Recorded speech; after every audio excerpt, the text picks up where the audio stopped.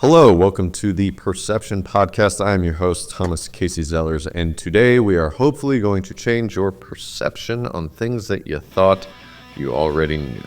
Today's topic is going to be MMA and fighting. What works for one person isn't going to work for the other. All different styles work for a different person. For herniated disc, we ended up going to not just a doctor, went to a spine specialist. After 2 years, injury that they said would never heal, suddenly completely gone. You got into a real world situation. I even said to him, there's no tapping in the streets as he's going to sleep. If I got my ass whooped, the last thing I'm doing is still trying to initiate. Right.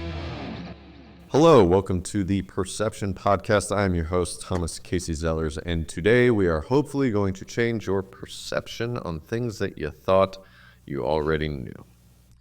Joining me in the studio today are father and son, Thomas and Gavin Archer. How you guys doing today? Great. Great. Thanks for having us. Yeah, I'm glad to have you guys on the show. Today's topic is going to be MMA and fighting. Okay. So you guys are both pretty experienced. So I'll start with the old bull here before we get to the young calf. Okay. But what got you into MMA, and how has that journey really kind of looked for you? Well, way back in my high school, a long time ago, me and my friends used to watch a lot of Kung Fu and stuff like that and really wanted to get into it, especially when the UFC first came out back in 1993. We watched that and it kind of blew our minds, and we were like, wow, we really want to learn some of this, right? Yeah. Not the movie stuff, the real stuff, right? Yeah. So we were looking around, but at the time, you're very limited what was available. Mm-hmm. You had some Taekwondo and karate, which were more traditional stuff. So we looked at a few places. We ended up not being able to find one. Time went on. We never really got to do it. Mm-hmm. Years later, of course, I have a kid. I get married, all this stuff. Years later, my friend from high school I was just talking about got a hold of me and said, hey, you live close to me. What are you doing? Mm-hmm. And he said he's training jiu-jitsu at an MMA school. Yeah. I'm like, okay. You know how we always wanted to do that? I said, yeah. And he's like, you should come on by. And I'm like, yeah, I'm not young anymore. Yeah. So he ended up saying, just try a class. Okay. So I did. I tried a class, and that was all it took. I knew I'd like it anyway, but once I tried the class, I was like, oh, man, this is nice. So was it just jiu-jitsu? Just jiu-jitsu, yeah. Okay. Brazilian jiu-jitsu, it's no-gi jiu-jitsu, and specifically it's 10th Planet jiu-jitsu, which is actual style. Okay. Loved it. I wrestled in high school, and this felt a lot like that, except a lot deeper, a lot more variety to it. Did you like work your way up like all the different colors of belts or anything, or was it just? Yes. Okay. Yeah, and it takes a while. Some martial arts are mainly, it seems like for the most part for kids, and it's to build discipline, things of that nature, and they get belts pretty quickly. Well, when kids do it, they kind of need to for that encouragement. This could take you a few years to get your first belt. Gotcha. It's very difficult. Gotcha. So some people get frustrated. If you're just doing it for the accomplishment of getting a belt, it's probably not for you. If you're looking to expand your mind, get in better shape, really develop yourself in many ways, physically and mentally, it's definitely for you. Mm-hmm. And that's what really drew me to it anyway. But I just loved it, the variety in it. Yeah. It was amazing. Just feeling a little bit better about yourself as well in the process. Oh, absolutely. You start feeling, your stiff back from doing certain things in your life all of a sudden aren't stiff anymore because not only is it getting stretched, So it's you're getting getting strong. a little confidence. Yeah, all right. So then all of a sudden I'm like, okay, I always took pretty good care of myself, but then it's like, okay, now I'm more flexible than I was. Yeah. Really started coming along. We're like, now I feel a lot younger than I did, even though I didn't feel my age anyway. I felt a lot younger than what I did. Yeah. It's great. Yeah. He was fairly you? young. Yeah. Well, 6 months later, after he'd come home after his classes or whatever, and I didn't know much of it at the time. And I'm like, what did you do? And he'd show me basic stuff like, this is how you do a Kimura, just certain moves. Okay. And I'm like, this is kind of cool. Yeah. Finally, I was 12 at the time. I'm like, can I go with you? he took me to my first class. I don't remember if this was my first or second class, but I think I was working with one of my coaches, still now, head coach, owner of the gym, and it was a private. I was just working with him, and I fell in love with it. Ever since then, I just kept training, fell in love with it. Taekwondo, I did that when I was, how old, 6? About 6, 7, right around there, yeah. 7. I like that, but I wanted Was to that something that you wanted to do, or is that something that mom and dad were like, well, we want to get him into doing something, or so? honestly don't remember. Do you? You had an interest in it, and your mom knew someone that had a studio, and we said this will be perfect because he needs an output for some energy he has. Yeah. So it'll be great. Cool. After, and I kind of stopped liking it after 2 years. Eventually quit doing that. But the jiu-jitsu thing, I've never stopped loving. I fell in love with it. I started doing Muay Thai kickboxing, both of those. Yeah. At the time, it was the Bang system, which is a Bang Muay Thai, which is a type of style of Muay Thai. I don't know the difference, but it's a style. Yeah. It's a particular style, yeah. Gotcha. I started doing that and just continued ever since. Fell in love with it. Our jiu-jitsu, some people, some gyms, I believe, don't really focus on wrestling aspects or judo aspects. Okay. Our gym, and a lot of gyms, but our gym too, has a bunch of wrestlers coming in, a bunch of judokai, judo practitioners, high level too, coming in and training with us, and all of that translates all together. We're an MMA gym, so even if you're just doing grappling, you're learning judo, a little bit of judo, a little bit of wrestling, a little bit of jiu-jitsu, all of those combined. Almost like it's mixed Martial arts. Okay, so And then we So have you- straight MMA classes too, which he does now as well. Yeah. oh, okay. Yeah. Awesome. So you teach, and you teach I teach kids. The kids, I'm yeah. the assistant kids coach. okay. Gotcha. And so you wrestled in high school. I wrestled high school, yeah. I also wrestled in high school. Yep. Didn't do too well. Yeah. I only survived for maybe about a year before I was like, maybe this ain't for me. You know, I'm still little, and there are a lot of kids bigger and stronger than me. The weight cutting's hard too. Yeah. I hated weight cutting. Yeah, too. that's rough. Yeah. I just love mac and cheese too much. Right. How could you not love mac and Did cheese? you wrestle in high school? Middle school and sophomore year is 2 years I wrestled. Okay. Injuries prevented freshman year, but Gotcha. I Were loved you wrestling. Greco or freestyle kind of? just folk style. That's Just what folk they style. offered. Yeah. Off season, I would have loved to do freestyle and Greco like they offered in freestyle, but that's when I went back to jiu-jitsu. I took time, but even now my style is more of a, I want to say a Greco judo style more Okay. than a normal wrestling style. I work a lot more trips Okay. and hip tosses more than I do Gotcha. body locks. Yeah, his style of wrestling that he likes to do actually translates really well to mixed martial arts. Okay. So it works a lot better. Especially off the cage. That stuff Really? comes naturally. Gotcha. Yeah. One I've always wanted to get into was Krav Maga. That always just seemed like it was just Yeah. brutal stuff. Do you guys know any of that or teach any of that? We don't know any of that Okay. really, but we used to have a Krav Maga instructor at our school when we first started there, and then that went away, and they already were focused on MMA, but they got even heavier into MMA. It seemed like at that point, but no, we used to have it at our school, but we've never studied Krav Maga. Okay. Gotcha. Yeah, they do a lot with disarming knives and stuff like that. So we still have rubber knives at the gym. Every once in a while, we'll just having fun, like toss a knife out there in the middle of a match, and you're trying to See grab what it. happens. Yeah. It's like that scene with the Joker in The Dark Knight where he breaks the pool sticks Right. and he just tosses it. Exactly, yeah. Here you go, guys. Yeah. That's exactly right. So I want to get more into, I guess, like the passion behind it a little bit. what was really your development for the passion behind it? Other than, because you said you watched a lot of stuff on TV, but it was like, yeah, it was cool, but like what really kind of just lit the fire, I guess, for you? It's a lot of memes you see about it if you're ever into it. It's hard on your body, great on your mind, right? Your joints will start hurting, things will happen. You'll get looser, but also you're kind of beat up quite a bit, but your mind just expands. It's like meditation. In fact, we refer to it as active meditation. Yes, because you may be struggling, getting out of breath, and physically exhausted. When you leave there, you may be completely beat, physically exhausted, but you feel great, though. You have this euphoria in your mind. It's amazing.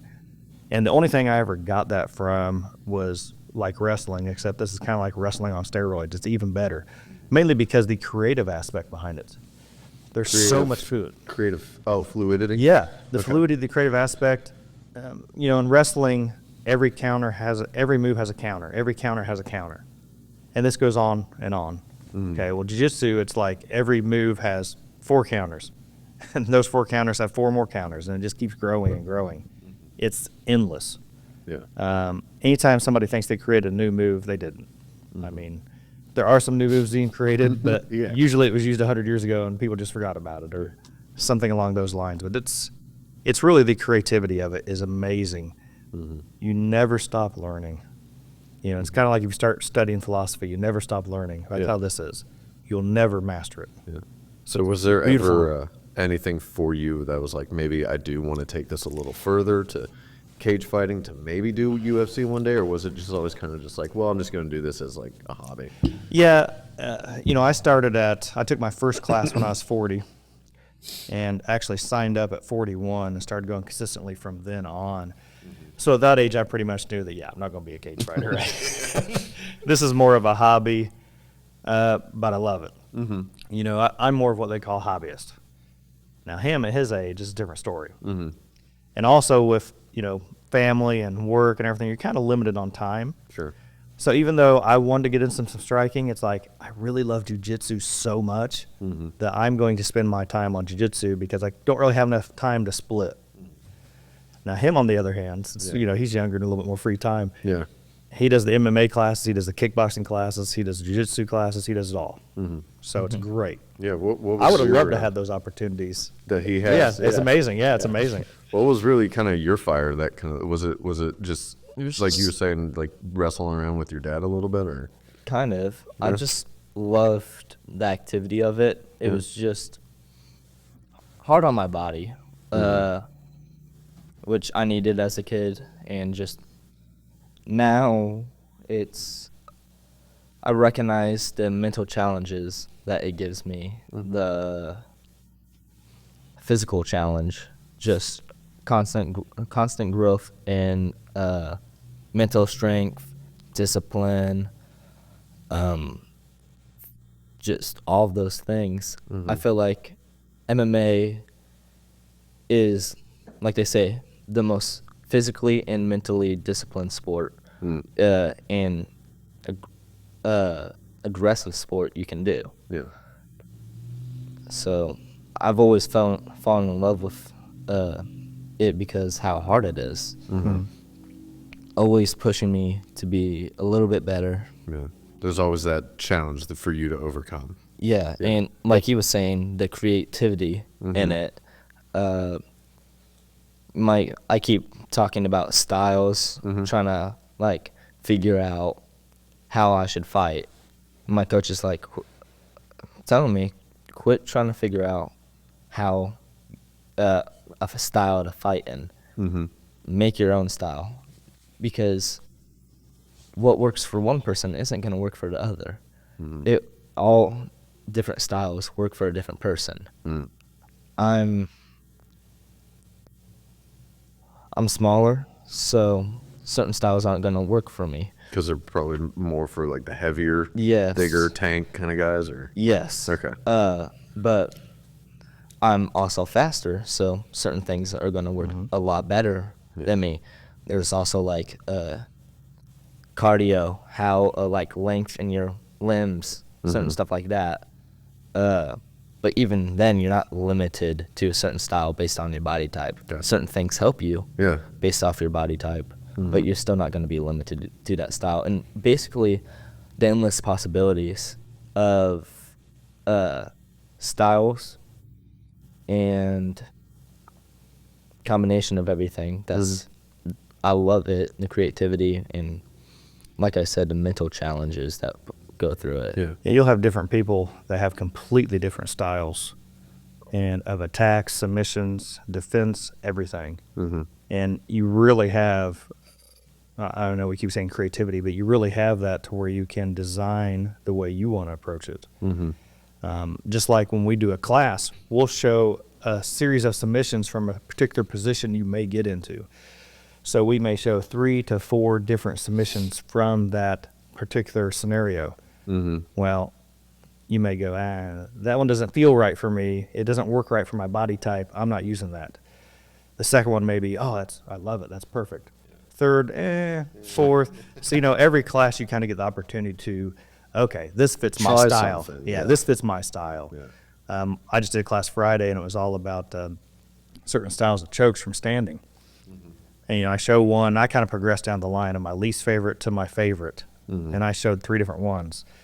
Well, you'll see some guys' eyes light up, and they get all excited about the second one. Some guys get all excited about the third one. Yeah. That's because it just works better for them. For different guys. Yeah, they don't have to think about it much. Their body just naturally wants to go that direction in that position. It's great. And you can just, from that, just develop your own style. Gotcha. And it's just amazing. Yeah. Do you have like a certain move where whenever you're in a match with somebody that once you get into like that lock or that spot, you're just like, oh, I've got you. I'm winning. Like, I got you. Like, that's your, quote, finisher move or whatever. I wish I could say I did. It used to be the guillotine, but I started relying on it too much. And then as people got better, I realized I can't have only one move. Yeah. Right now, Kimuras and arm bars, those are arm attacks. Those are what I'm hitting a lot. I will say, if I get a body lock and stand up, I'm usually winning. Pretty good. Yeah. Those situations, but not really submission. I believe that I'm well rounded in a lot of areas. So any situation, and that's kind of how you have to be. You can't just have one move, because what if your opponent doesn't allow you to get to that move? You can't be a one-trick pony. It may be your favorite move, but it's also their best counter. Then you're in trouble if you don't have other things to rely upon. Do you have a specialty? No, it comes and goes. Like, for example, I may have a few months where I'm all about leg locks. And then one day I kind of get tired of that. And then I switch and want to be all about arm locks. So it kind of changes all the time. It's kind of ebb and flow. Yeah. So it kind of changes all the time. Once you get into a certain area, you tend to go down a rabbit hole, and you're like, I want to get better at this particular area. Then you start exploring all the options. And after a while, you either kind of get tired of going down that rabbit hole, or you feel like you've gone as far as you can with your amount of understanding at the time. And then you say, you know what? I feel my game's a little weak in this area. Now I'm going to work on this, right? But everybody has certain things they love. Wrestling was all about top pressure and being on top, because you don't want to be on your back, you get pinned. Yeah, you want to pin the guy. Right. Jiu-Jitsu is totally different. And when you come in there as a wrestler, we have some collegiate wrestlers that come in there.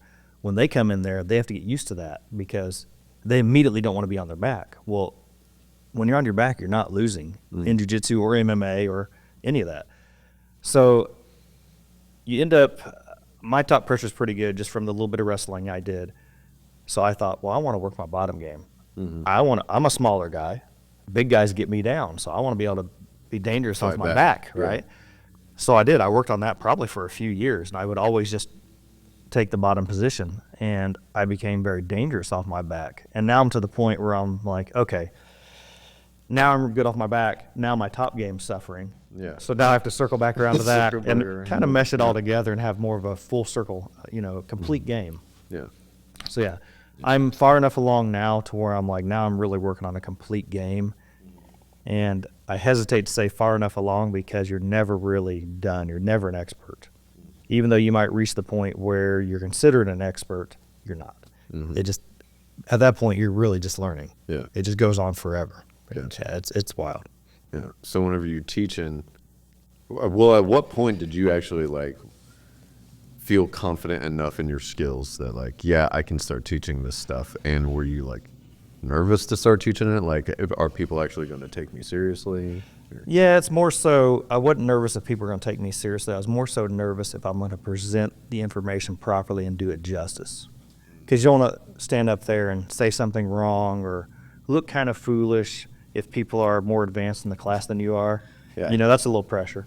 Yeah. But no, by the time they asked if I might help fill in some teaching, and then I started becoming I teach every Friday. I'm the fundamentals coach. So I'll do a fundamentals class. Once I got to that point, I felt like I was pretty good. I was pretty confident. And the thing about teaching is when you're a teacher, you get to pick the stuff that you love.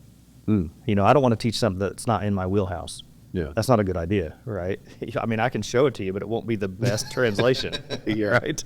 It won't come across very well, very genuine. Yeah. If it's something that I'm good at and I like to do, I can teach that very easily. And that's one of the best pieces of advice I stick to. Yeah. You know, we'll do certain criteria once a month. Like once a month, we'll do, okay, this month's all leg locks. The next month's all inside-outside passing to submissions. It's okay. That's a whole variety of stuff, right? Yeah. It's like, okay, we're going to do that. All right. Well, here's the ones I like, A, B, C, D, and then I build platforms off of that. Yeah. There's our classes. Gotcha. Right? Whereas another coach will do different stuff. Great. Yeah. You know, because you won't do the same class as the guy that yesterday did. Yeah. Over and over and over. Yeah. You would love to add on to their class. Like they went down a certain path. You're like, okay, I'll add on to that with these moves. They'll complement each other, and that way to really help the students grow and develop more instead of two completely different things. And that's why we have 1 month at a time. We'll do certain criteria. And for you, for teaching the kids, like, again, for him, like, at what point did you feel confident enough to be like, okay, like, I can now start teaching, like, young kids what I know? I think when I started, he said that he gets to choose what he gets to teach. I don't get that because I'm the assistant. No. I'm just teaching whatever the head coach is. So I don't have to worry about what am I going to teach, but I got to be prepared for what he's teaching. Luckily, because it's kids, it's always a little bit more basic stuff. So the fundamentals, getting them down that rabbit hole. So I feel normally pretty confident because even if I don't know a move or don't know the head kids coach style way to finish a move, because there's multiple different ways to do a certain move. As he's teaching the kids, I'm like, okay, it's these basic concepts. That's how I can teach it. And then I teach the kids. Same thing I just learned with him. So I'm never really unconfident coaching the kids. Every once in a while I'll fill in. And I'm always studying because I don't want to present it wrong. Like he said, I don't want to say something that the head coaches the next day, I don't know why you guys are doing this. And only time I get kind of nerve-wracked is when I'm coaching by myself. And one of my kids that I'm coaching is also one of my coach's kids. So that's a dilemma. I'm like, this guy knows more than me. He should be teaching pressure. Pretty good. A little more top pressure. See what I did there? Good lead-in. But other than that, I feel very confident in just the basics, coaching the kids, showing them how to do stuff. So let me ask you, since you're, because you got into it a little later, so you had to work to balance not only a newfound hobby that you really want to like get into, but also obviously wife and kids and work. Right. you have a little bit more free time because you're younger, but Yeah. you still got school and stuff. So like, how do you balance that out? And It was a lot more harder. I'm a senior now, so I only have, I want to say 3 classes. Yeah. One's like 2 hours, engineering class, and then I got 2 other classes. Ultimately, the balance was always beforehand. What I'd do is I'd go to I wasn't coaching before my senior year, so that kind of helped. I didn't have to get there as early. Okay. So I'd do my homework, get it done quick, or I'd cheat off a friend, something. But Whatever it took, basically. yeah. Then I'd go to the gym if need be. I'd watch the class, learn some stuff.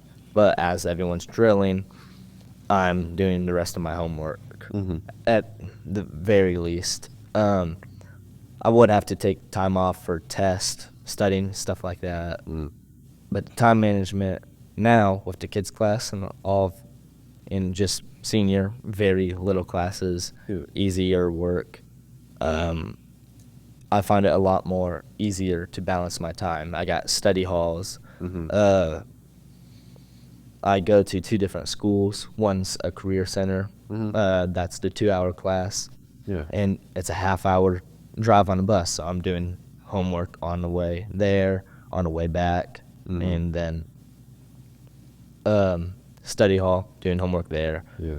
By the time I'm done, usually I have more time. I can study MMA, JiuJitsu, watching that stuff, always learning. Yeah. We're really proud of him and the simple fact of he took a very smart approach about things. For example, when I was in high school, I looked for the easy way out. I was like, I don't like this. What's my requirements I have to do, and let me do the bare minimum to get through this, right? I was a terrible student. Yeah. It's not that I wasn't smarter, that I didn't want to learn it. It's just I felt like I never had like a real initiative to really take it out. Exactly. Yeah. Yeah. I had trouble paying attention. I'd daydream. Yeah, same. Yeah. all kinds of stuff. I had that ADHD. Man. Yeah. Got it bad. So I had a hard time. So I'd always, what's the easiest path, right? I'd pick the easiest stuff. Well, he got most of he looked at his requirements and got his hard stuff out of the way early. And now he's coasting his senior year. He's got all of his requirements in. It's great. So now he's getting deeper into training and making it more of a career, he has the time to apply to it too. So we're really proud of how he managed things, and much better. Now, granted, we obviously tried to bring him in that direction, but it's ultimately him, because my parents tried to bring me in the right direction too. I still chose the easy path, right? He did a better job. Yeah. So we're really proud of how he's turned out. Yeah. And now he has the wanna opportunity make to it a train more. career? I do, definitely. Whether it be, ultimately, I would love to do everything. I want to have some boxing matches, Muay Thai, kickboxing, high pro level jiu-jitsu competitions, MMA, go really far in MMA preferably. Yeah. Heck, even you see some of the night MMA where they wear night armor and fight. Like, I would love to. I've never actually seen that, but now I want to look It's at wild. it. It's awesome. But Yeah, they wear the shields and everything. Really? yeah, shield swords, and it damages you. But still, I would love to just do one fight like that. I think the swords are actually blunt, so they're just beating them with them. Yeah, but still. But even like injury or something like that, I would love to be coaching. John Danaher, he's a one of the greatest grappling coaches in the world. He's injured really bad, I'm pretty sure. He's got a bad back from all the years of jiu-jitsu, and I think a bad knee too. Yeah, so he doesn't really train, but he's the greatest coach around. Yeah. I would love to even go down that path, become an amazing coach, bring Dave up some. Rufo of Rufasport is also, he's based out of Milwaukee, right? He trained Tyron Woodley, I think. I can't remember exactly where he's based out of. It might be even Milwaukee. Yeah. But I would love to go down that career. My dream, ever since I was, I don't know when, 12, 13, I think, was to always fight in the UFC. Yeah. And as I I'm like, okay, after I retire from the UFC, I want to do seminars. I want to do other high level. Yeah. Coach, all that stuff. My idol in the UFC is GSP. I love how you see a lot of people, fighters, after they're done, and I don't blame them, after all the weight cutting, they're like, I can finally eat, and now they're fat, out of shape. Yeah. And Retirement. Foot loss layers. Yeah, yes. Yeah. They don't want to work that. GSP, he's still as fit as he was in fight shape. And that's George St. Pierre, by the way, if you might didn't know. Yes. So I would love to go down that path, but that takes a lot of discipline, which, Yeah, he looks phenomenal, and he's in his 40s now. yeah. Yeah. And you find a lot of tournaments and whatnot pretty frequently, and you've got a lot of titles and medals on you. So Yeah. Tell me a little bit about that a little bit. Well, I did 2 when I was really young. Both got multiple gold medals, and I loved it then. I'm like, this is awesome. I get to go 100%. Yeah. Because at the time, when I was a kid, I was hurting off the other kids. It was... He's naturally aggressive.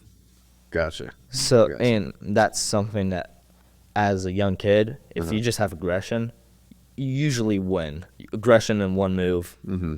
That's a lot of. I see it in some of the kids. That really helps. You just need to be aggressive.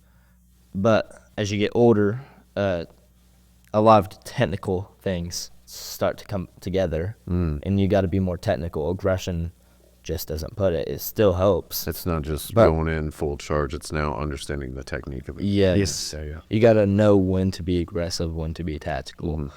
Can't just be a bull in the china shop. No, you can actually slow and flow in something like jiu-jitsu tournament and do really well, depending on the style.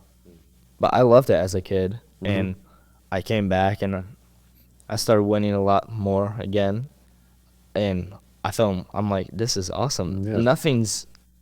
Nothing's better than beating another person in a sport. I mean, there's no nice way to say that. Yeah, there really isn't. No, I don't know anybody that's like, yeah, I enjoy losing. It's great. Yeah. But to know that someone trains in a field, Yeah. and you're better than them in that field is just, especially a physical fighting, that makes it's just something. Yeah, you just get that pride. Yes. Yeah. Yeah, one thing about it is, too, it's not a team sport. It is in the fact that you have coaches and training partners that are on the Yeah, sidelines. you have like a team. You have a team, Yeah. but ultimately it's you out there. Yeah. Right? That's a lot like high school wrestling. Too. Yeah, exactly like it. So, yeah, if you go out there and flop out and lose because you got in your own head and you perform terrible when normally you'd perform much better, it's all you. You know, just like if you go out there and do amazing, yeah, your coaches got you that far, but you still had to perform. Yeah. And then you win, it's all you. Yeah. You You're know? not just representing a team. You're representing Yeah. yourself. Yeah. Yeah, yeah. Granted, your coach is your team. They built you, but I always like that aspect. And my wife goes, I think you're kind of an egomaniac in that aspect. I'm like, I don't want to lose because someone else screwed up. I want to lose because I screwed up. But going into it, one thing that I love about the sport is even when you lose, it's all on you. Like he was saying, I started winning a bunch again, and then I got in like one aspect that I've always had is I got nervous before matches, but the second I stepped on the mat, it all went away. It was just go time. Some people, they're in their own head the whole time, and I don't know how you can stop that. That's just a mental thing you got to do on training. your own. Yeah. Yeah. But It gets easier of experience, too, as you've already found out. Losing, that always sucks. I went on like a 10-loss streak, and I was really getting in my own head. I'm like, because I went out there not wanting to lose instead of wanting to win, or let me rephrase that, wanting to dominate. Because wanting to win is one thing, but if you train to dominate your opponent, to not just beat them by a little bit, but to make it a landslide, Yeah. that ultimately will make you so much better. Competing, our coach always says you should compete within the first 3 months of training because you probably won't win. Yeah. But it shows where you need to work on. I used to think, go out there to win, and now I'm trying to be like, okay, I've been working this side of my game. I'm going to go out there and play that side of my game. I remember one match, I was going against a wrestler. And I wrestled. A lot of the guys at my gym consider me a wrestler. And but he was still in college. He was a college IU wrestler. I got in my own head, and I'm like, screw this. I'm sitting down. I'm playing leg locks. I'm trying to do all of that. And that was a really hard loss for me. Yeah. And I remember my coach told me, if he's a better wrestler than you, wrestle him. Because who cares if you lose? You're learning what you need to work on, and you're wrestling against someone who's a way better wrestler than you. Say someone's a leg locker, that try to play the leg lock game with them in the competition. That one's a little bit more dangerous because leg locks are quick, but You have severe injuries. Yeah. severe injuries, but still. Yeah. Knees are no joke. They don't forgive, yeah. Yeah. No. Yeah, ultimately you're working on your deficits, and then you know where you're lacking at, and now you can go back with the data you required to the lab, back to the gym, and work on these things. Yeah. And then you become more well-rounded. And before you know it, those few losses you stacked up, now you're stacking wins because you collected this data, you took the chances, you've bettered yourself. Yeah. And that's really what it's all about. Killing the ego, you win losses just to try to improve. It's even in the competition, it's no longer about winning. It's about learning. Yeah. Improvement, yeah. Yeah. That's part of the whole thing about martial arts in general is kill the ego. It's not really about I'm the biggest, baddest, toughest. It's about self-improvement. In general, martial arts have always been about that self-improvement, making yourself disciplined mentally, physically, spiritually. It's great. Yeah. Yeah. I do want to get into a little bit more onto the spiritual side of things as well. He has briefly told me your story a little bit, but you were injured very seriously. Yes. Yeah. I'm not gonna. I got in a fight right like a couple days before my birthday. I'm gonna say 15th birthday. At school, some guy just attacked me, and I picked him up, and I didn't cut the angle properly. My wrestling wasn't the best back then. I slammed him straight down, and my head hit the floor, and I ended up messing up my spine. And I was really mad because I'm like, the only damage in that whole fight was done to me by me, and even to myself. I injured myself that whole time. That's what really upset me, because I couldn't even be mad at the kid. I only had myself to blame. But I had a really bad spinal injury. It was the most painful thing. Like you could barely touch it and just shooting up. Yes.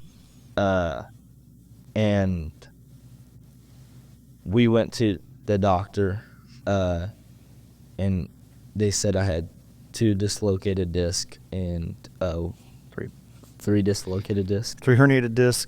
We ended up going to not just a doctor, we went to a spine specialist and a spine surgery center, and he had 3 herniated discs, 3 bad herniated discs in his neck.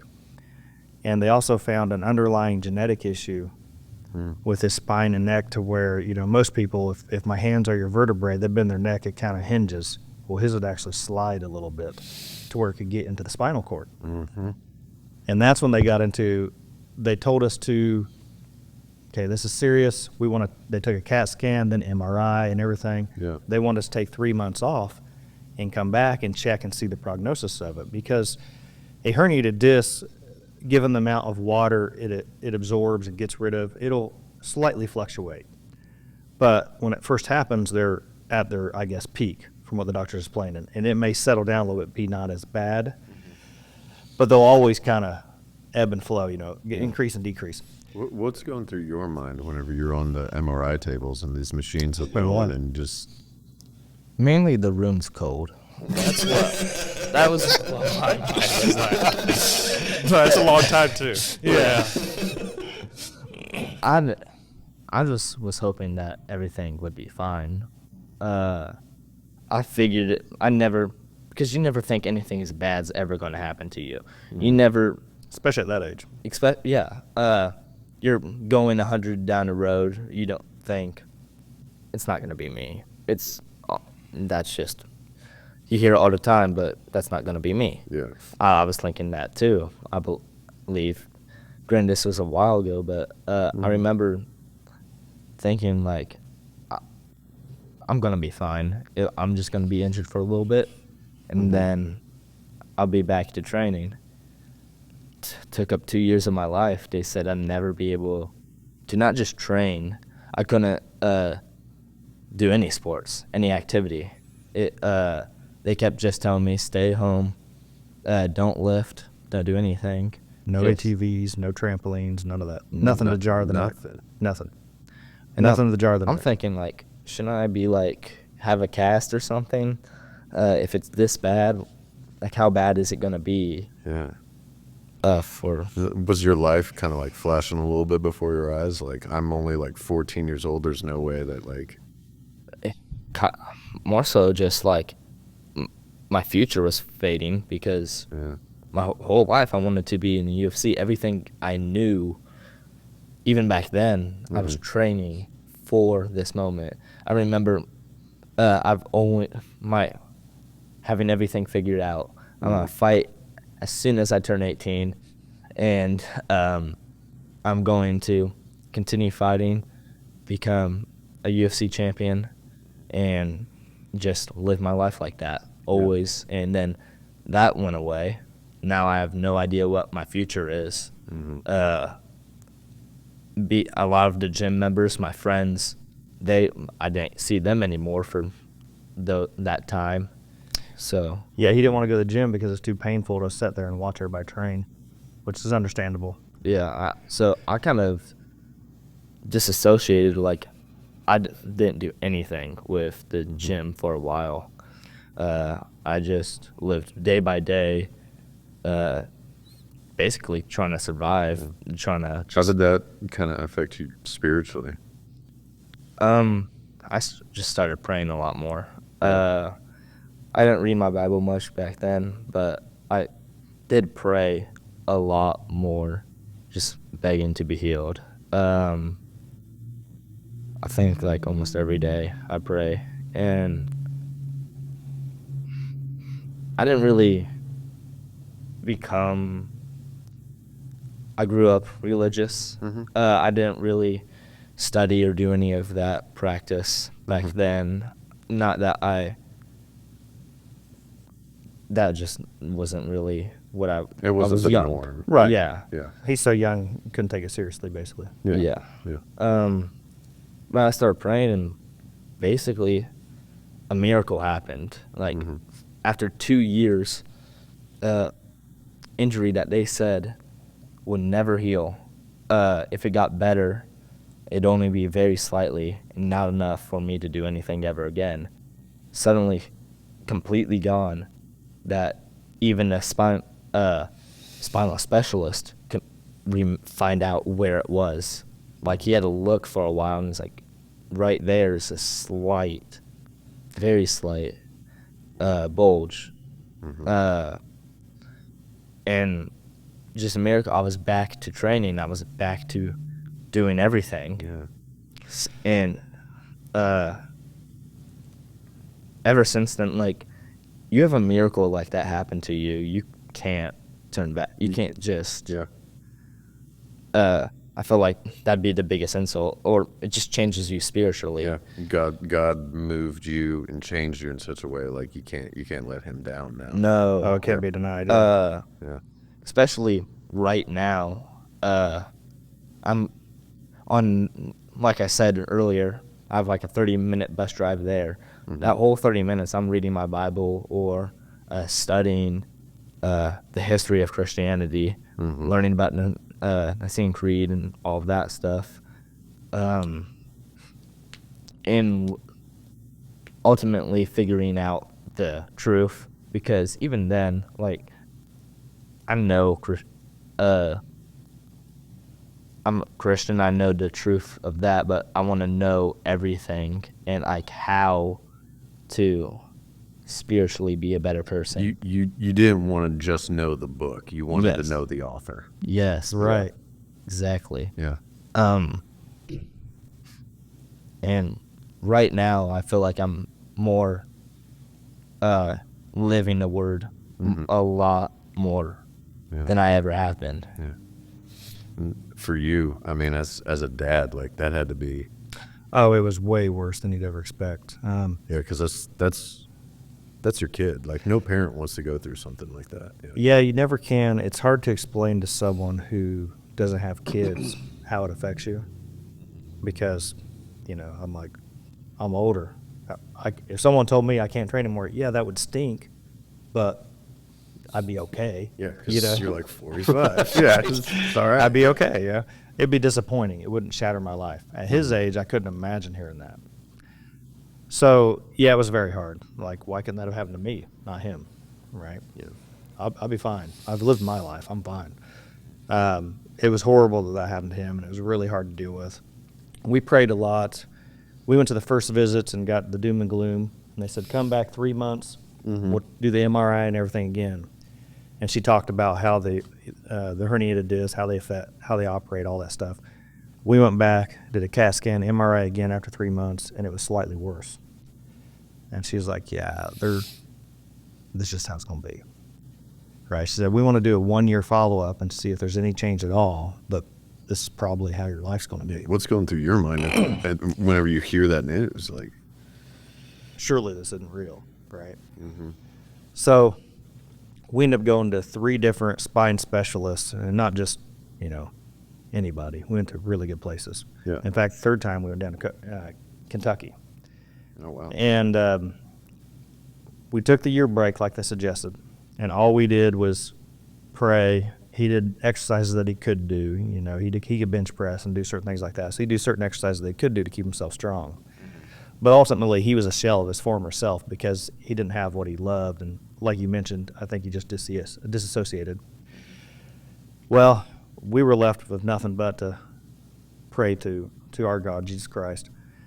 And after a year goes by, and we go to the final appointment, basically like, this is it. Once they tell us this, It's that moment. That's where you pretty just much had your to life. give complete surrender and control. Absolutely. So, of course, we all prayed together before we went in. And then we get the results. And it was like, he's fine. And we're like, wow. That was something else.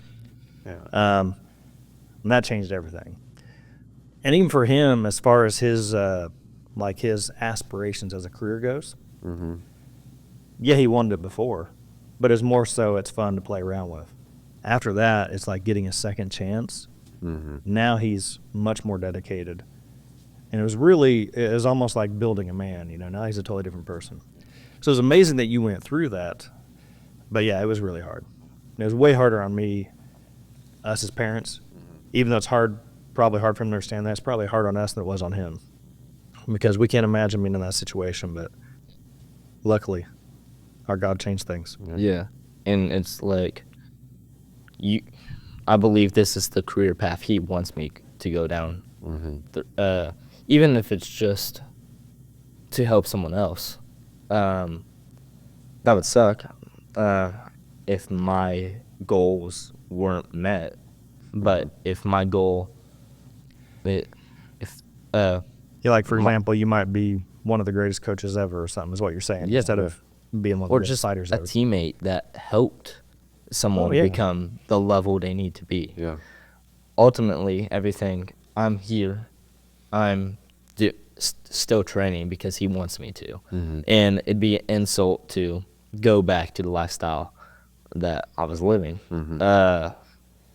So Yeah. constantly in the gym constantly trying to be the best, disciplined. Yeah, the whole thing was pretty close to 2 years, year and a half to 2 years. And it was pretty dramatic. It was pretty terrible. And even during that period of time, we had a dog.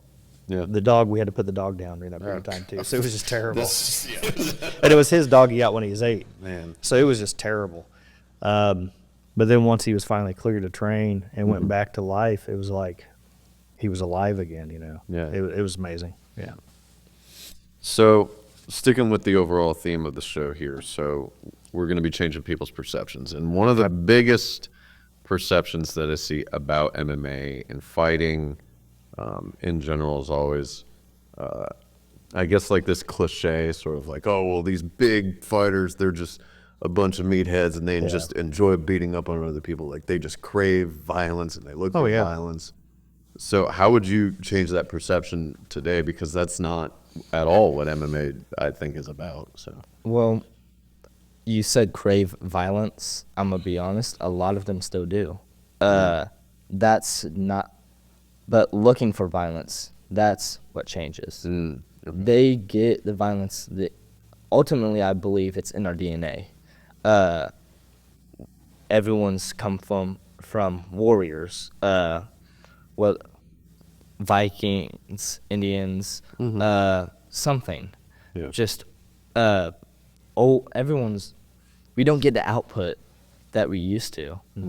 Even we're not trying to survive anymore, hunting for our own food, but a lot of people still have the need for violence still. And I believe the gym is something, MMA is something that allows them, not just MMA, any martial art, JiuJitsu, boxing, kickboxing, Muay Thai, the big few wrestling, all that allows you to get that energy output. yeah. Not only that, but it humbles you. Not saying that there needs to be something that needs to be released, but it's still good to have that release. Yes. Yeah. We're built for struggle, and ultimately our modern lifestyle has kind of made us too comfortable. And the struggle we have is more mental struggle with stress, deadlines, things of that nature. Well, people don't handle that as well if they don't have the physical output. So when you have the physical output, when you train and have the physical output, not only does it calm your mind more and relax you more, you're also more at peace. You feel more prepared as well. Like, for example, if you're under a lot of mental stress and don't have a lot of physical output, you end up getting very frustrated easy and you overreact. That's where you get, a confrontation at a grocery store or something where somebody gets out of whack over someone cut in front of them at the cash register. Something like that. Well, that's just built up frustration. Yeah. That they're not getting released somewhere. They're not exercising. They're not doing anything. So it's just built up frustration. They just snap on people. Our training and the guys we train with, because you're training, not only are you more relaxed, you don't get excited about those little things. That's nothing. Somebody cuts in front of you. Yeah, it's not fun, but it's no big deal, right? Yeah. We don't, because you put in that training, you don't overreact. And also with the training, you also realize that even though you train, the slightest thing, one instance, it could be over. So you can win the entire fight, and then all of a sudden, an instant, it's over. We realize that too. Where people that don't train or don't have any experience, they just think, they see red and they get mad enough, they're going to take anybody, right? They're just inexperienced. They're working off of emotion and frustration. It is humbling, the training, but it's really, it gets that frustration out of you. It relaxes you. You're not as aggressive in general out in public. Gotcha. Okay, not as eager to argue or anything. It's not important. It kind of puts things more in perspective, I guess is what I'm saying. Gotcha. As he said with, like, my fight, I won that whole fight, but just that one instance, instantly, 2 years, worst time of my life, because... Could have been forever, yeah. Exactly. Yeah. People don't realize one punch is all it takes. I punch you once, you fall back, hit your head on the concrete, dead, just because you got angry. You try to fight someone. Yeah. Now you're dead because, or just crippled something. Yeah. Not right. It's, and you realize you'll have, a lot of gyms have this guy, this 16-year-old blue belt. A new guy comes in pretty big. You got this 120-pound 16-year-old, and he abuses you, and you're like, how is this possible? Usually the most unassuming people are the dangerous. And you realize this in the gym. These just, that's the biggest example, is the 16-year-old blue belt or something, but just Yeah, the people you think are scary are not really the scary ones. No. Yeah. I love those videos where you actually see like a big Marine Yeah. come into like a gym, like an MMA gym, and he's Oh, like, yeah. I could beat all you guys up. And it's always like the smaller guy. Yeah, 120 pound dude, yeah. So, just knowing that things could go wrong in just an instant, and this unassuming guy in the street too, you realize if hand-to-hand combat, it can be over in an instant. Yeah. With weapons, on not just padding, on concrete, on all of that stuff, it's even over quicker. A lot more dire. So would you say that fighting should be more about de-escalating the situation? Very. Yeah, you'll find out that fighters will normally de-escalate a situation before ever escalating it. Really? Yeah. They usually will. Don't you think? Is that usually through just like intimidation, or is No. it just like, hey, No. shut up, go away? Last times they'll be like, oh, I'm sorry. You're right. I did run into you. I'm sorry. Because it's not worth their time. Mm-hmm. You get a lot more discipline from the training. And that was what I was mentioning earlier, is you get the discipline from it, self-control. Do you think that just kind of comes from the fact that like it comes from that mentality of like, I know what I can possibly end up doing to you, and I don't I want also to? don't know what they can do. Although, people act a certain way, you can kind of tell they probably don't train. But yes, not only do you not want to hurt them, you don't know what they're going to do. It's just not worth it. Yeah. You're more apt to be like I mentioned, oh, I'm sorry, you're right. Have a good day. Yeah. Instead of trying to intimidate somebody. Yeah. Because a lot of times the fighters are the nicest people you ever meet, Oh yeah. especially the most dangerous. The more dangerous they are, it seems like the nicer they are. It's wild. A lot of fighters, I think, actually, if they beat someone up so bad, they can actually be charged with assault with a deadly weapon because of what their hands are capable of doing. I mean, it's not a good scenario when a trained fighter that's a really good, like a champion fighter, hurts a regular everyday person. It's never a good scenario. Yeah. Just in general, the consequences are a lot more dire. You don't want to fight. They always say the best martial art is running away if possible, but still you want to have something. Our head coach has a great saying: "Is we don't fight for free." Oh, that just reminded me of was that scene from Pirates of the Caribbean, Yeah. where he says, "We must fight to run away." He's like, "Yeah, if we're gonna get hurt fighting, we're gonna do it where we're getting paid in a ring as a real Yes. sport or whatever, not out on the street being stupid." Yeah, gotcha. Yeah, he recently showed us a video. You snapped some dude's arm at a competition. Yes. Kind of walk me through that a little bit. What happened there? So And it's what got you to this point where you're just like, okay.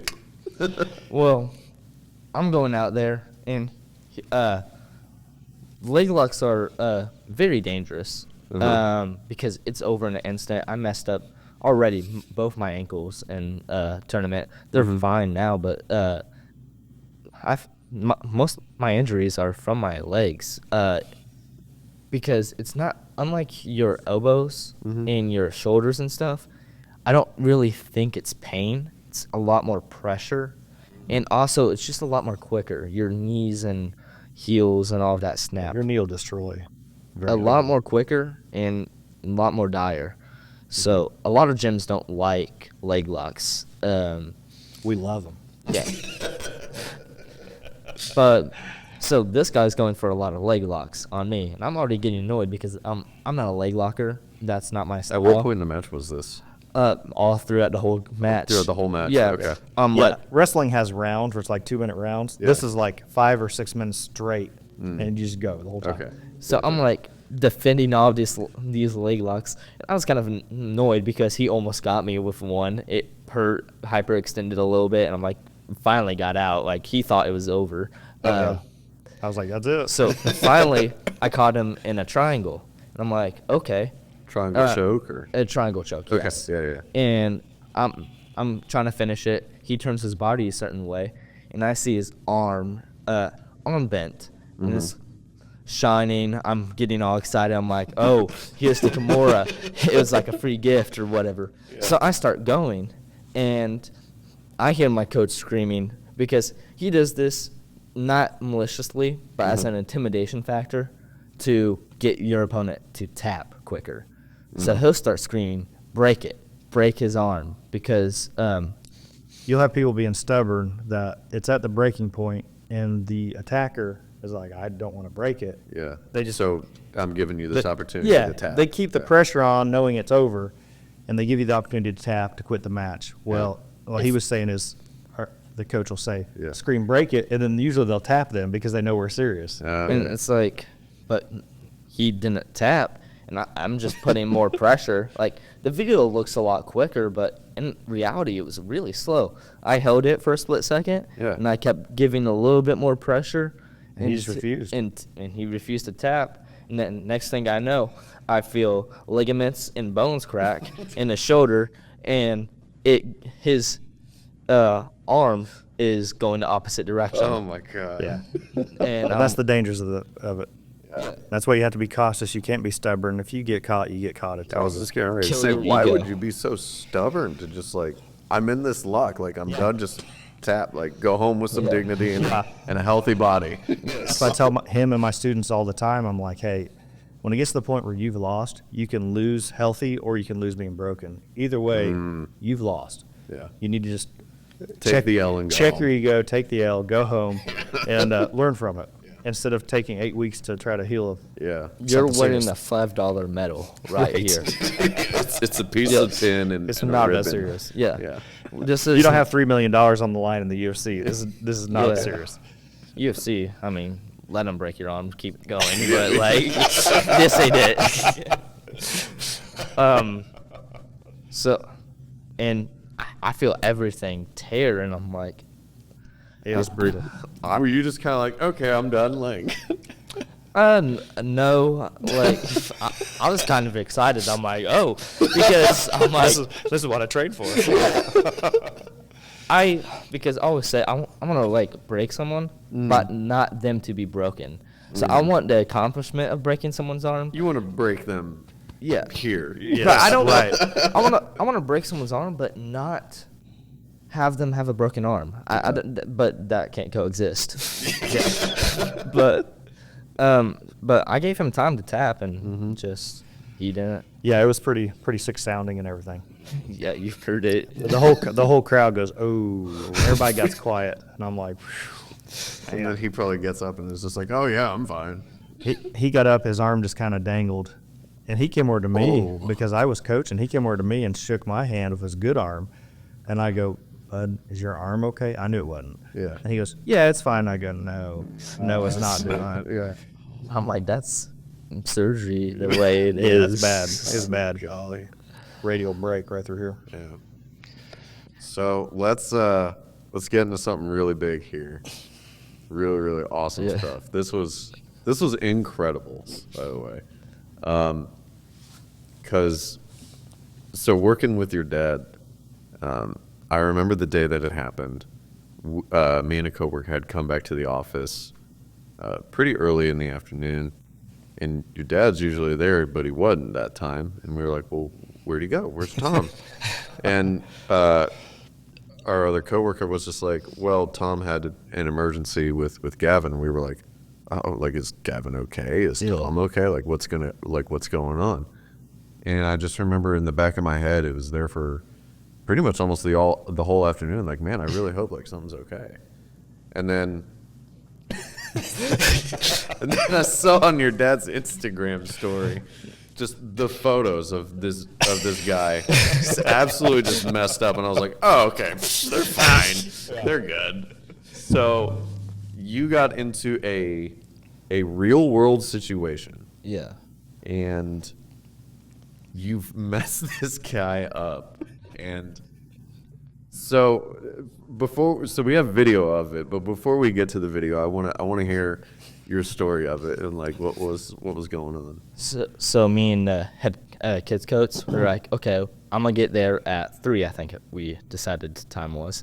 So I park my car, and I'm getting ready. I'm getting the mats, the feet washer all set up. He got there first. He's by himself. Yeah. So I'm by myself. No one's there. I'm like, you're supposed to be here at 3, whatever. So I start working by myself, hitting a punching bag. And I think I went for the back for something, changed the music. And then I came back and I see someone trying to get in my car. And he didn't have some. I go out there and I'm like, it's Indianapolis. I'm thinking, someone's trying to break in my car, some crackhead, something. I don't know. We're downtown Indianapolis. Yeah, so I'm like, okay, whatever. I wasn't even going to call the police. I was just like, hey, get out of here, you know?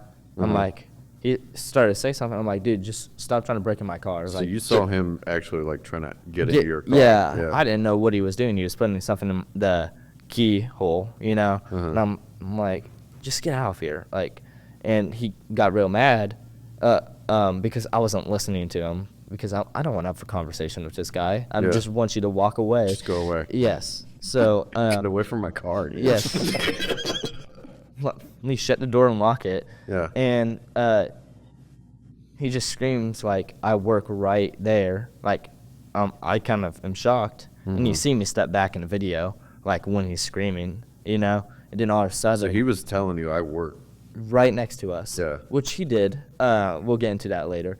And he attacked me, and I just, I was like, okay. I kind of shoved him off, and just instincts came. I wasn't scared. I wasn't anything. Just your training, just Yeah, I'm like, Same okay, here. this is what we're doing. And next thing I know, I hip toss him, like he's coming forward. I'm hip tossing, and the momentum makes me land on top of him. Yeah. And I see him, I start hitting him in the face, I think like 5 times. And then he gets to his hands and knees to like try to get up. And I go, like wrestling, get behind him, choke him out, put him in the chokehold and pull him back on top of me and choke him out.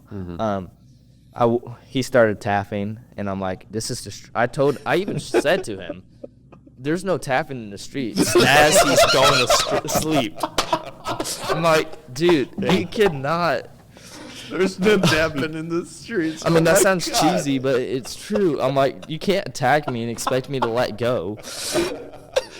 Especially because this man's, I pulled him on top of me. I have my hooks in, but if I let go, that means can turn around, and now he's on top of me. Yeah. So I waited. So he had to finish it. I felt his hinge drop. I hold on just a little bit. So I'm like, okay, make sure you don't wake up immediately. I roll him off of me. And he's at that point just Yeah. Sleep, yeah. Yeah. He's going. I texted Alex. I go, help. He goes, everything okay? No. Like, he thinks I'm shot or something. I don't know. Right. And he said he ran like 3 red lights. 15 seconds later, I didn't know the time, but 15 seconds later, he wakes up. And I'm like, dude, just get out. He's trying to explain something. I'm like, dude, just get out of the building. And I have a recording, and that's one of the photos you saw from the recording. Yeah. And I recorded it not because I was thinking, okay, I can record it for my safety in case he tries to attack me But you again. weren't thinking like world star. No, I saw the swelling of his face from when I punched him. Already? And I'm like, Yeah. I need a photo of this. It was so I started already. recording, and like, dude, get out of here. And the funniest thing about the whole thing was at one point, he's like, dude, I'm not a threat. and he got on it. He's the one attacking him. He's the one that He got on his hands and knees, put his hands behind his head. He's like, "Look, I'm not a threat anymore." That was anymore. Yeah. And eventually he goes out. You know, I locked the door. I'm waiting for somebody to come back. Like I was kind of like texting everyone, like texting Alex. I'm like, dude, come on. I didn't think to call the police. And Alex did. Alex I think he said Alex called the police. Yeah, he did. So I didn't call them. Yeah. Anyways, and his boss the guy's boss came out. So there's a mechanic shop right next to us. Yeah. And apparently he worked there. He didn't have his uniform on. So he just thought that, and they were supposed to be working on a white Volkswagen. That's my car. But it wasn't in their parking lot. It was in our parking lot. Yeah, but he just thought, like, And so he thought that the best way to deal with customer service in this Yes. situation is to beat the crap out yes. of the guy. First scream at you, and then attack you. Yeah. Yeah. He did the one thing he could have walked away or something. Yeah. Like, anyways, his boss is like, he's one of my employees and stuff like that. And I'm like, can you just get him away? Like, I don't want to deal with him. The guy who's beat up is still yelling at me like it's your fault or something like He's that. still yelling at you? Yeah, and I'm like, I told the boss, I'm like, dude, get him behind you. And the boss goes, I don't think he's gonna try anything anymore, Dude, or if- something. if We're if lucky. Go ahead. I'm sorry. Yeah, no, if I got my ass whooped, the Yeah. last thing I'm doing is still trying to initiate. Right. This guy ends up going to the hospital, and it's a good thing we have this on security camera. Yeah. Because he ended up going to the hospital, and he gave a completely different story about how he was attacked. You know, and the video obviously shows differently. Yeah. But yeah, he gave a completely different story. Yeah. So- And it made the news. Yeah, It went around the globe. Dublin, The Ireland. Globe? Yes, it was in Ireland. It was in the UK. It was on their news networks. And jiu-jitsu champions and MMA practitioners and gym owners and stuff were all sharing it on their social media around the world. Wow. We were surprised. People were sending us news footage from Ireland where they shared it on the news. We don't know how big we got because how many people were sharing. Wow. It was going everywhere. It was wild. It went around the whole, I mean, all kinds of different countries had it. It went around everywhere. It was wild. But, anyways, Alex, the head kids coach, he pulls up. Yeah. I'm talking to the cops, telling them the whole story. Jay, Ian, the head owner, Jay, who's the head owner, also, they're getting the video, cops, all of that stuff. And then I get a call from my dad, and it's funny because I knew my mom was freaking out, but because I heard like they got news. My dad calls, and I'm like, I just hear he's very calm. He's like, hey, I'm like, hey. He's like, everything all right? And I'm like, yeah, it's all right. That's all right. So he's like, okay, and He gave me a quick summary. I'm like, okay. just calm, and then. I think I hear my mom in the background like freaking out, like we're going, and he's like, we're going down to see you, and I understand she wants to see me, like she has to make sure she knows I'm safe. That's she mama's has to. baby. Yeah, I told her that I go, well, I'm up here in Kokomo, and this is all the way downtown Indianapolis. It's going to be like an hour and a half to get down there. Yeah. And she's, I don't care, we're going. And I'm like, it's all over with. The cops will be gone, everything by then. She's, no, we're going. I'm like, okay, we'll go. We'll go. No problem. Yeah. I get it. No problem. See how we went down there. It was a big to-do. I remember the next day at the office. Yeah. You should have seen him, man. He was so lit up and everything. Like this is definitely a plan. Yeah. This is what we do. This is how we train. It was so funny because me and the same coworker we got into the truck. We were going down to our first call in the morning, and he usually has X103, 103.3 playing on his radio in the car, and we heard them start talking about like well, this video surfaced online, and this kid absolutely just whooping on this guy. We're like, wait, are they talking about Tom's kid? So we turned it up, and they started dubbing you as the JiuJitsu kid. Yeah. And now they were just like talking about how you just knocked the crap out of this guy. Next day, my coach goes, "Hey, you're gonna be on the news tomorrow, okay?" Yeah. I'm like, "Okay, yeah, sure." He had the news stations coming to the gym to interview him and everything. Yeah. Wow, yeah. And my coach is like, "Be professional." I'm like, "Okay, fine, I'll be professional, I guess." I'll be the nice guy. Right, yeah. And all of that stuff. And it was crazy. Yeah. Having to talk to do news interviews and Yeah. stuff. Yeah. Yeah. Just, I'm like, that's the higher.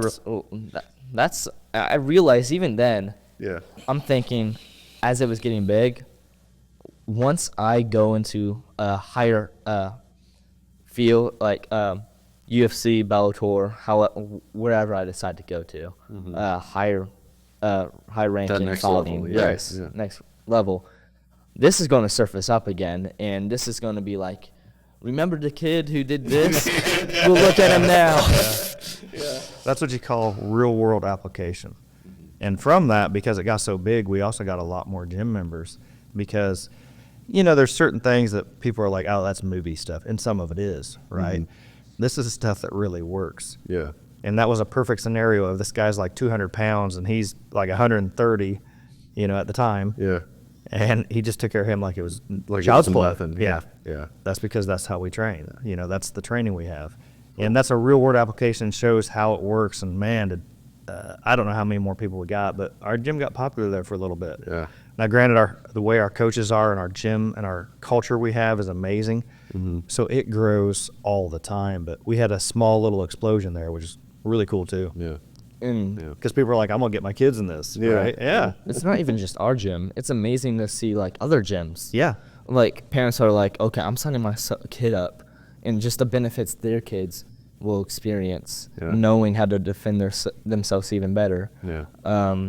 Anything, finding a sport they love, just something. So let me ask you this before we get into the video. I want to ask you one more thing. Like, how did you deal with all that attention that's coming in? I was really hyped. I was like, this is awesome. This helped me more than I could think of, It's the best publicity. Yeah. Yeah. And, I had one more thing. Like, me and my buddies in the gym would talk trash. I'm like, I'll beat you up like the crackhead. Joking around like that. Just one more argument piece. You have that one up piece. Yeah.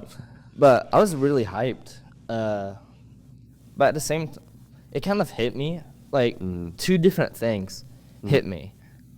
I was watching a video back again for like the 100th time, but I noticed he tried to stab me with keys, which it's I thought he just cut me with his fingernails because I was kind of bleeding through here, but he did try to stab me with keys. I'm like, oh, So, like, he clenched the keys up and tried to. yeah, like, Wow. Because we were playing it back and stopping it and stuff. Yeah. And his head coach actually, I think, saw it first. And he Yeah. started watching it. He was like, yeah, he tried to stab you with these keys. So And he that's had like attempted murder. he had like three that had, it looked like fingernails, but like 3 bad cuts. Here's the keys. Wow. yeah, and that's kind of when it hit me. I'm like, yeah, keys aren't a knife, but still, I'm like, someone attacked me Yeah. with a weapon. He tried to kill me. Like, I'm thinking that. Then it kind of hit me. I had him in a chokehold. I made him go unconscious. Yeah. It kind of hit me. I could have killed him. What if he had some type of medical condition, he wouldn't wake back up or something like that? So yeah, Yeah. it could have went to a whole nother level. Yeah. So after a you couple had of pride, but now you're starting to feel a little bit humble about this. yes, Yeah. it's like Started realizing the seriousness yes, of the it's situation. serious because I just know I'm getting big now for a few seconds. This is Going my viral. 15 seconds. And this is my 15 minutes of fame. Right. That's Yeah. all I know. Then the seriousness hit. So that was crazy for a little bit. Yeah. So we have the video queued up. So I want to watch, we have it in a constant loop. So I want to watch it the first time Yeah. Just kind of watching it, and then the second time that it goes through its loop, I actually want to hear you kind of break it down for us. So Gotcha. We've got 2 videos, but we'll play the first one here, and honestly, I'm excited. And see, we got a motion camera, so it follows everything, which is great. Yeah.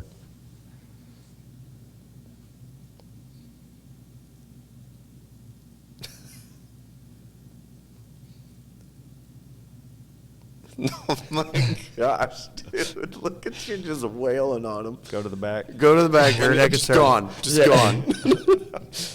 That's hilariously censored, like a PG-13. The counter kind of got in the way of the camera. So, all right. So break it down for me here. Here's the second part. Yeah. Oh, this is the second part here. Second. Okay. You'll notice it's just him because the guy's unconscious over there. on the just floor. over there sleeping right now. Yeah. So there's me texting Alex, like, He's basically saying, like, when you get in here, because he's supposed to be there already. That guy see him get up. Yeah. He just woke up. I haven't seen this Oh, dude, video. he already is getting like pretty swollen too. Like you could see it on his head. Yeah, even at this distance, yeah. Even then, I'm like, dude. Now he's making excuses, trying to say it was just a misunderstanding, all this stuff. Yeah. The whole like. It's just a misunderstanding. I completely attacked you, but it's just a misunderstanding. Yeah.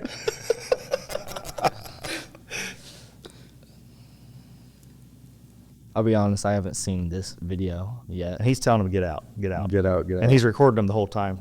And I just love how he's still his own just like, safety, well, too. no, it's no, it's okay, it's Yeah, okay. He was concerned we'd call the cops, basically. Yeah. See those keys? Yep. That's what he tried stabbing him with. Wow. Man. Oh no! It's okay. It's okay. Yeah, he kept coming. He kept coming back over to I'm you. like, dude, get out of here. Yeah, that's my question. Why are you still here? Like, if that were me, I'd be like, all right, yep, my bad, you win. Sorry, I'll leave. Like, I'm out. Yeah. Yeah. So, all right, so we're going to do the first video again here. So, kind of break down for me what's. So I want you to look like where that poster is in a window to the left. You Yeah. can kind of see him. Like, I'm talking, you see his legs right there. Yeah. And you see him when he starts yelling in a few seconds. Yeah.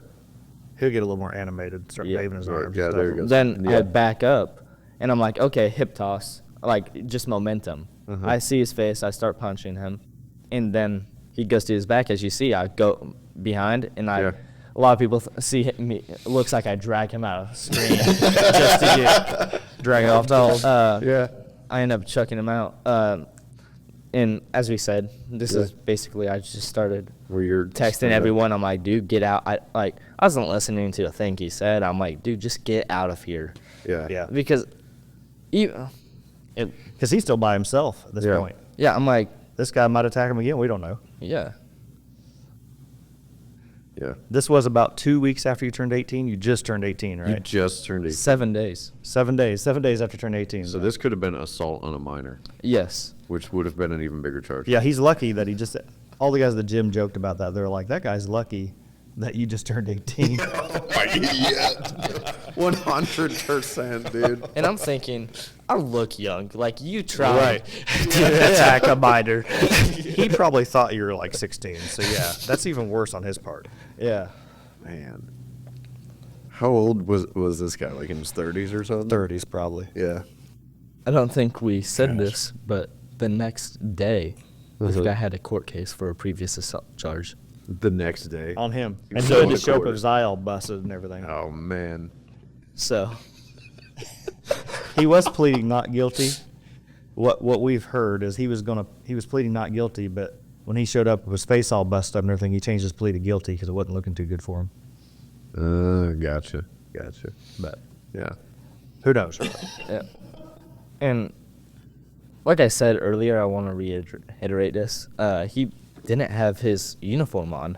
Just t-shirt and pants. So because he thought that was the car he was supposed to work on.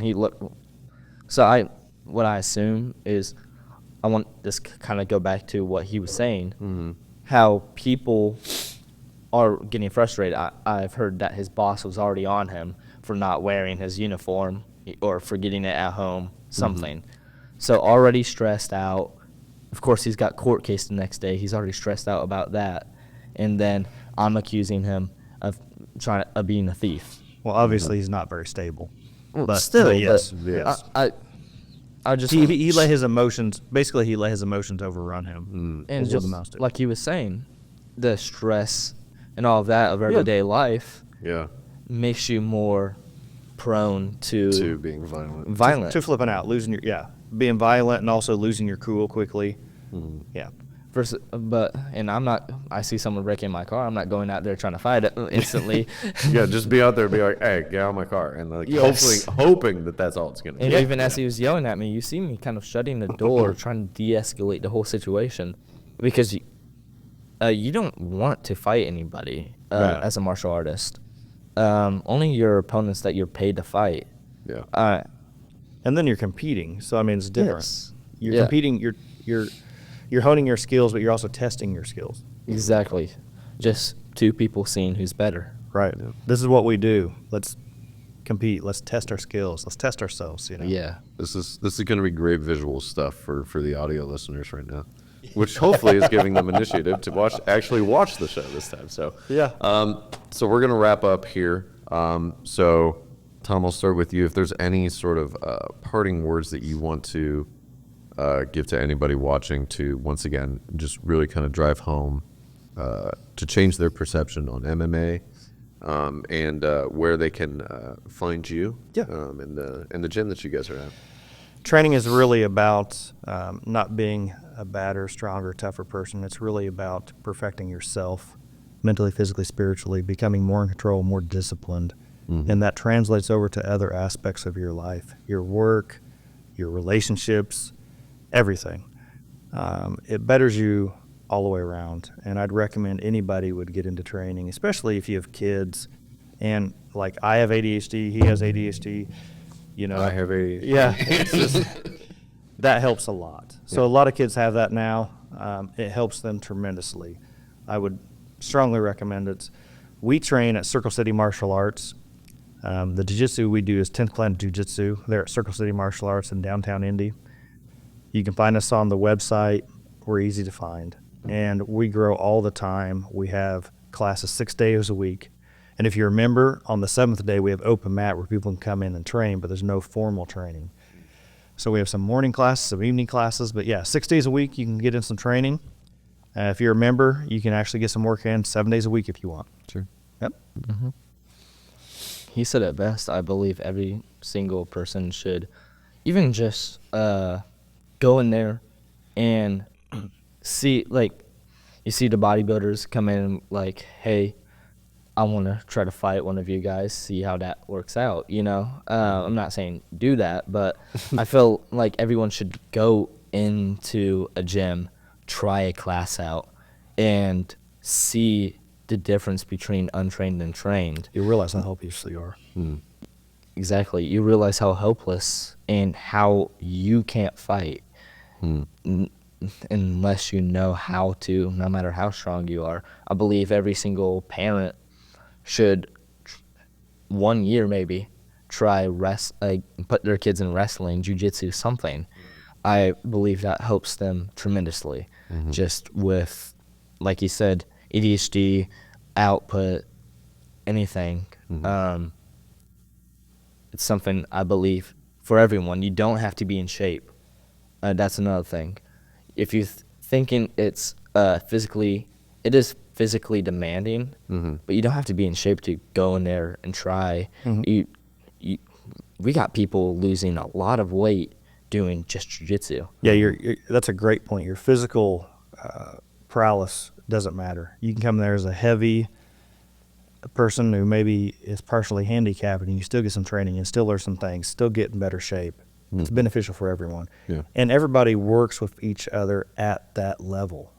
You know, even if a higher belt works with a brand new person, they don't maul them for their own entertainment. They work at them at their level and just give them some resistance and let them get some work in.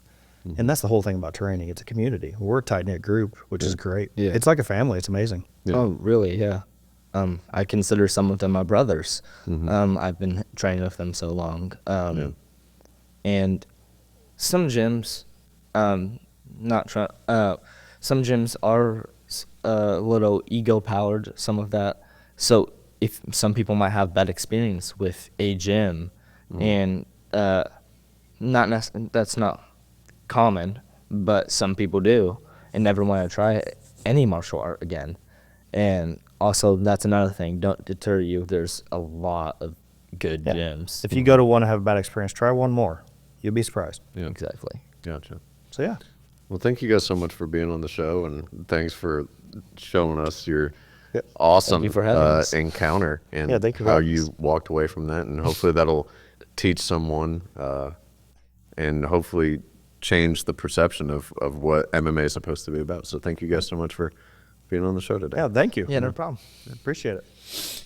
If you like today's episode, please be sure to like, share, and subscribe. I am your host, Thomas Casey Zellers. Hope to see you in the next episode. Thank you.